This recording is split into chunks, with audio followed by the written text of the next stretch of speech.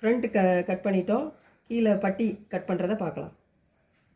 இப்போ இதோட உயரம் எவ்வளோன்னு நீங்கள் பார்த்துக்கோங்க. ரொம்ப ஈஸியான மெத்தட் தான். 2.5 இன்ச் இருக்குதுங்க.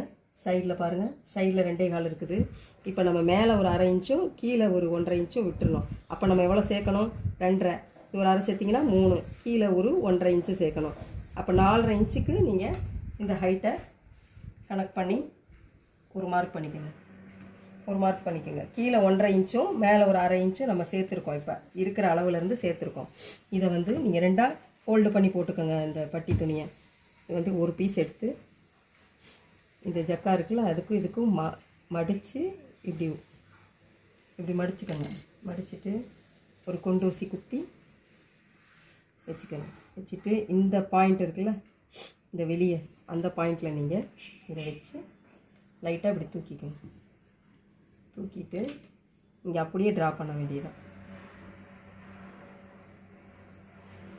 நீங்கள் அப்படியே ட்ரா பண்ணி கட் பண்ணிக்க வேண்டியதான் நம்ம. ஏன்னா இதோட தைச்சிட்டு நம்ம லாஸ்ட்டாக தான் நம்மளோட ஸ்டிச்சிங்கில் வந்து ஃபோல்டு பண்ணி அடிப்போம். அதனால் கீழே நீங்கள் அதிகமாக இருக்கிற வரைக்கும் தப்பு இல்லை.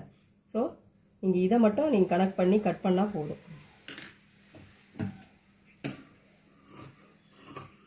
அதில் அப்படி கர்வாக வெட்டிக்கங்க.